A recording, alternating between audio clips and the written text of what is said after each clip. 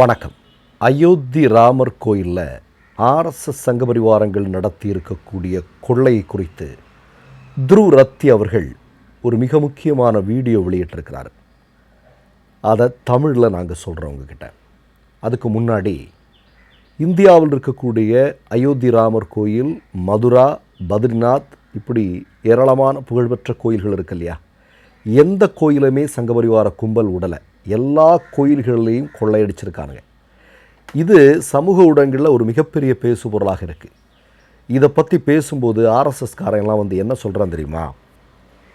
இந்துக்களுடைய பணத்தை இந்துக்களே திருடுனா உனக்கெல்லாம் என்னடா பிரச்சனை அப்படின்னு கேட்குறானுங்க. நல்லா இருக்கு இல்லையா அந்த கேள்வி? சரி, இப்போ நான் ஒரு விஷயத்த சொல்கிறேன். இப்போ அயோத்தி ராமர் கோயிலில் ஒரு மிகப்பெரிய கொள்ளையை சங்க பரிவார கும்பல் நடத்தியிருக்கிறார்கள் அப்படிங்கிறது எல்லாருக்கும் தெரிஞ்சிருச்சு. இப்போ என்னென்னா, புதிய செய்தி, ராமச்சரித மானசம் என்று சொல்லக்கூடிய ராமருடைய புகழ் பாடக்கூடிய ஒரு புத்தகம், எல்லாமே தங்கத்தால் செய்யப்பட்டது. அந்த புத்தகத்தினுடைய மதிப்பு அப்படிங்கிறது ஏறத்தாழ 5 கோடி ரூபாய். இந்த 5 கோடி ரூபாய் பெருமானம் உள்ள தங்கத்தால் பூசப்பட்ட ராமருடைய வரலாற்றை சொல்லக்கூடிய புத்தகத்தை சங்க பரிவார கும்பல் கொள்ளையடித்திருக்கிறார்கள். இதை யார் தெரியுமா அந்த கோயிலுக்கு நன்கொடையாக கொடுத்தது? லக்ஷ்மி நாராயணன் என்று சொல்லக்கூடிய முன்னாள் உள்துறை அமைச்சர் தான் இதை கொடுத்துருக்காரு. அதை இப்போது ஆட்டையை போட்டிருக்கிறாருங்க. இப்போது இதில் மிக முக்கியமான குற்றவாளி யார் அப்படின்னு துருவ் ரத்தி சொல்கிறார் அப்படின்னா, மோடியினுடைய உற்ற நண்பராக இருக்கக்கூடிய சம்பத் ராய். இந்த சம்பத் ராய் நமக்கெல்லாம் தெரியும், விஸ்வ இந்து பரிஷத்தினுடைய மிக முக்கியமான தலைவர். 2021 ஜனவரி 3 பூனேவில் இருக்கக்கூடிய சிந்தி மொழி பேசக்கூடிய மக்கள் ஒன்றிணைந்து ஒரு 210 வெள்ளி கட்டிகள் செய்கிறார்கள் அயோத்தியில் ராமர் கோயிலுக்கு நன்கொடையாக கொடுப்பதற்கு. ஒவ்வொன்றுமே ஏறத்தாழ 1 கிலோவுக்கு பக்கத்தில் இருக்கும். அதனுடைய மதிப்பு அப்படிங்கிறது ஏறத்தாழ 2 கோடி ரூபாய்க்கு மேலே இருக்கும். இதை கொண்டு போய் அங்கே கொண்டு போய் கொடுத்துருக்குறாங்க. ஆனால் அந்த கட்டிகள் இப்போது காணலை, எங்கே போச்சுன்னே தெரில. நல்லா கேட்டுங்க, 210 வெள்ளி கட்டிகள் இன்றைக்கு எங்கே இருக்குது அப்படின்னு தெரியல. அடுத்ததாக நீங்கள் பார்த்தீங்க அப்படின்னா, கடந்த 2 ஆண்டுகளில் அயோத்தி ராமர் கோயிலுக்கு வழங்கப்பட்ட கம்மலாகட்டும், அணி நகைகலன்களாகட்டும், மற்ற ஆபரணங்களாகட்டும், இவற்றில் பெரும்பாலானவற்றை சங்க பரிவார கும்பல் ஆட்டையை போட்டிருக்கிறாங்க.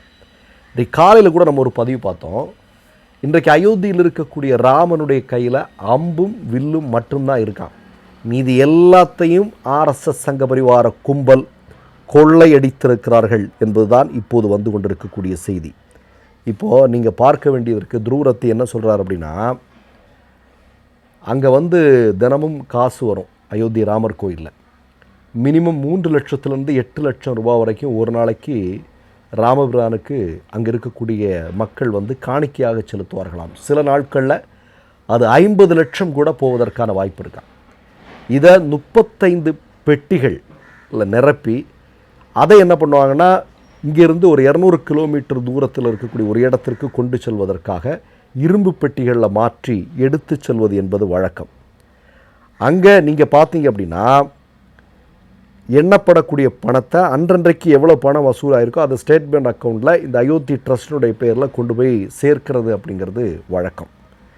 இப்போ நீங்கள் பார்த்தீங்கன்னா, பெரும்பாலான நாட்கள் அங்கிருந்து எண்ணப்பட்ட பணங்களில் பெரும்பாலானவற்றை இவர்கள் ஆட்டையை போட்டிருக்கிறாங்க. இது தொடர்பாக என்ன பண்ணியிருக்கிறாங்க அப்படின்னா, இந்த சம்பத் ராயிடம் இப்படி ஒரு கொள்ளை நடக்குது அப்படின்னு 3 வருஷத்துக்கு முன்னாடியே சொல்லியிருக்கிறாங்க. ஆனால் சம்பத் ராய் கண்டுக்கலை. ஏன்னா இந்த பணம் எண்ணக்கூடிய குழுவில் ஒரு மிக முக்கியமான ஆள் யாருன்னு பார்த்தா சம்பத் ராயினுடைய தம்பி, ஆர்எஸ்எஸ்காரனுடைய தம்பி தான் அதில் ஒரு மிக முக்கியமான ஆள். கொள்ளை நடக்குதப்பா, ராமர் கோயிலில் கொள்ளை நடக்குது, ராமருடைய பணத்தை எல்லாம் ஆட்டையை போடுறானுங்க அப்படின்னு சொன்ன பிறகும் கூட ஒரு சிறு நடவடிக்கை கூட எடுக்கலை அப்படின்னு துருவ் ரத்தி சொல்கிறார். இதில் எப்படின்னா, 10 கட்டு 20 கட்டுன்னு இவனுங்க பணத்தை வந்து கட்டி கட்டி வைப்பாங்க. இதில் இவன் கணக்கு காட்டும்போது ஒரு 5 கட்டை தூக்கிடுறது, 6 கட்டுக்கான கணக்குகளை வந்து சொல்கிறது. இந்த மாதிரியே தொடர்ந்து செஞ்சிட்ருக்காங்க. நான் சொல்கிறது இது பணம் மட்டும். துருவரத்தி சொல்கிறது பணம் மட்டும். இதுக்கு மேலே நகை, வெள்ளிக்கட்டிகள், இதோ நான் ஏற்கனவே சொன்ன மாதிரி 5 கோடி மதிப்பிலான தங்கத்தாலான புத்தகம், இப்படி ஏராளமான நன்கொடைகள், இதை எல்லாத்தையும் டோட்டலாக கொண்டு போய் ஆட்டையை போட்டிருக்கானுங்க.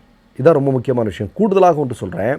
சிவசேனா கட்சியினுடைய மிக முக்கியமான தலைவர்களில் ஒருவராக இருக்கக்கூடிய சஞ்சய் ராவத் என்ன சொன்னோன்னா, அயோத்தி ராமர் கோயிலுக்கு ஏராளமான வந்து நிதியை வந்து கொடுத்துருக்கிறாரு. ஆனால் அதுக்கெல்லாம் ரெசிப்ட் கேட்டிருக்கிறாங்க. நாங்கள் ராமருக்கு இந்த மாதிரியான நன்கொடைகளை அளித்திருக்கிறோம், இதுக்கெல்லாம் நீங்கள் ரெசிப்ட் கொடுங்கன்னா எதுக்குமே ரெசிப்ட் கொடுக்கறதில்ல. அப்போ இதெல்லாம் எங்கே போகுது? நீங்கள் பெரிய தொகையை ஒரு கோயிலுக்கு கொடுக்குறீங்கன்னா அந்த கோயிலுடைய ட்ரஸ்ட் சார்பாக ரசீது கொடுப்பார்கள். ஆனால் அது சஞ்சய் ராவத் மாதிரியான மிகப்பெரிய ஆட்களுக்கே கொடுக்காமல் விட்டிருக்கிறார்கள் என்றால் எவ்வளோ பெரிய கொள்ளை அதுக்கு பின்னாடி நடந்திருக்கும் அப்படின்னு துருவரத்தி கேட்குறார். நல்ல வேளைங்க, யோகியாலையும் மோடியாலையும் ஆர்எஸ்எஸ்ஸாலையும் இதுக்கெல்லாம் பின்னாடி ஒரு முஸ்லீம்னு சொல்கிறதுக்கு முடியல. முடிஞ்சால் ஏதாவது ஒரு கதையை கட்டி விட்டுருப்பானுங்க. இதுக்கு முன்னாடி நமக்கு எல்லாருக்கும் நல்லா தெரியும்.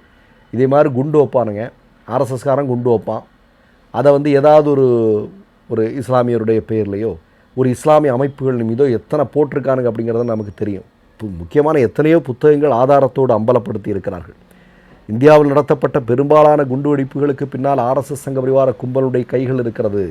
ஆனால் அப்பாவி சிறுபான்மை சமூகத்தவர்களின் மீதான அந்த பழியை போட்டு தப்பிச்சிருக்கிறாங்க. அதே மாதிரி அயோத்தி ராமர் கோயிலில் நடந்திருக்கக்கூடிய இந்த ஒரு மிகப்பெரிய கொள்ளையை ஏதாவது 2-3 இஸ்லாமியர்களுடைய பேரில் போட்டு தப்பிக்கிறதுக்கு முயற்சி பண்ணிப்பானுங்க. ஆனால் முடியல.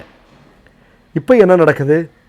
அங்கு நடந்த மிகப்பெரிய கொள்ளை, அதில் மேல்மட்டத்தில் இருக்கக்கூடிய ஆர்எஸ்எஸ்காரங்களை, ஏன்னா இந்த வழக்கு தொடர்பாக, இந்த குற்றம் தொடர்பாக விசாரணை போனால் மோடி வரைக்கும் போய் நிற்கும். மோடி தான் எஸ்கேப் ஆகிட்டார். இப்போ ஏதோ கொஞ்ச நாளைக்கு இப்போ ஃபாரின் டூர் போயிட்டார். எந்த அளவுக்கு ஒரு மிகப்பெரிய கொந்தளிப்பு நடந்திருக்கு பாருங்கள். அதெல்லாம் கண்டுக்காமல் அதுக்கு பதில் சொல்லாமல் ஃபாரின் ட்ரிப்புக்கு தலைவர் ஓடிட்டார். அதனால தான் இன்றைக்கு உத்தவ் தாக்கரே ஒரு மிக முக்கியமான செய்தி சொல்கிறேன். இந்து கடவுளுடைய கோயிலை கொள்ளையடித்த ஆர்எஸ்எஸ் சங்க பரிவார கும்பலுக்கு இந்துக்களே பதிலடி கொடுப்பார்கள் அப்படின்னு அவர் வந்து களத்தில் வந்திருக்கிறார். இப்போ என்னென்னா நீங்கள் பார்க்கணுங்க, பல பதிவுகளில் பல பேர் சொன்ன விஷயம்தான். முதல்ல நாட்டை கொள்ளையடித்தார்கள் இல்லையா? நாட்டினுடைய பொதுத்துறை நிறுவனங்கள் இப்படி எல்லாவற்றையும் கொள்ளையடித்தார்கள். இப்போது நாட்டில் இருக்கக்கூடிய ஒரு சமூகத்தினுடைய நம்பிக்கையில் இருக்கக்கூடிய கோயில்களையும் கொள்ளையடிக்கிறார்கள். இதுதான் பாஜக, இதுதான் ஆர்எஸ்எஸ். மீண்டும் சொல்கிறேன், ஆர்எஸ்எஸ் பாஜக என்று சொல்லக்கூடிய கட்சி மிகப்பெரிய அளவில் வெகு விரைவில் வீழ்த்தப்பட்டால் அந்த கட்சி இந்தியாவிலிருந்தே முழுமையாக இல்லாமலாக்கப்படும். அந்த கட்சியை இனிமேல் ஒரு 500 வருடத்திற்கு எட்டி பார்க்க முடியாத அளவிற்கு மக்கள் அதை விரட்டி அடிப்பார்கள். அந்த அளவிற்கான மிகப்பெரிய தவறுகளை இந்த ஆர்எஸ்எஸ் சங்க பரிவார கும்பல் இந்தியாவில் செய்து வைத்திருக்கிறார்கள் என்பதுதான் உண்மை. மற்றொரு நிகழ்வில் சந்திப்போம். நன்றி, வணக்கம். 3 யூடியூப் சேனல்கள் வியாபாரத்திற்கு இருக்கிறது.